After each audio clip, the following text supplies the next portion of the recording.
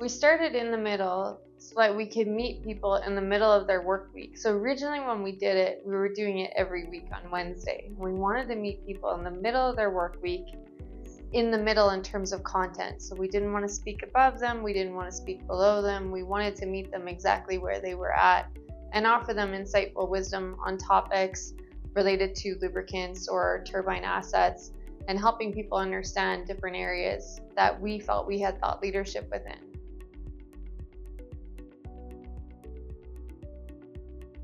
We had a very dedicated plan in terms of we wanted to forwardly position more so our product line in a thoughtful way. And as we evolved through it, we started to acknowledge there was more that we could offer in terms of just simple conversation. And we started to recruit people from the outside. Rafe came in as a guest speaker. We had other guest speakers, and we also opened it up more so to the team. And I would say there was a bigger evolution. Initially we started mostly focused in on oil analysis, and by the end it was more the impacts of, what happens in a situation where you run a high heat asset, or what happens when you have a high particle code. I appreciate that's still related to oil analysis, but we started to create an evolution path that was more focused in on lubricant chemistry management, which became our primary focus 2 years ago. When we initially started in the middle, it was focused on rethink, remove, restore. So we were very much focused very, very specifically on the lubricant. And all of our initial series, if you look back at them, were largely on, ACE oil analysis, testing, routine testing, the importance of how to get answers from your oil analysis. And then as we started to get through it, we started to realize the broader story, or the more advocation, if you will, for teaching the world a better way. What does that really mean, and what additional topics? And I think as we moved away from rethink, remove, restore, not that it's not important, but as we evolved into lubricant chemistry management, you can also see the drift in our overall presentation forward.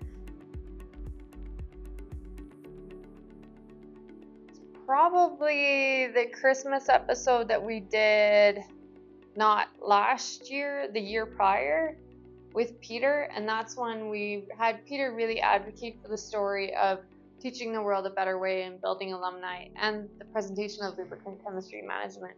I think that's when it finally found its voice, if you will. I feel like it created a space where that was the true intention, where we were really meeting people in the middle, but also advocating for who we are as a company and our identity.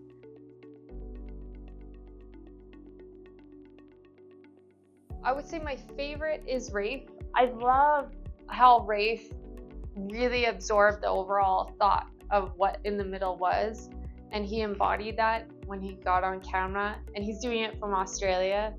And we just gave him the context. We really want it to be focused on in the middle content. So what does that mean, and what does that look like?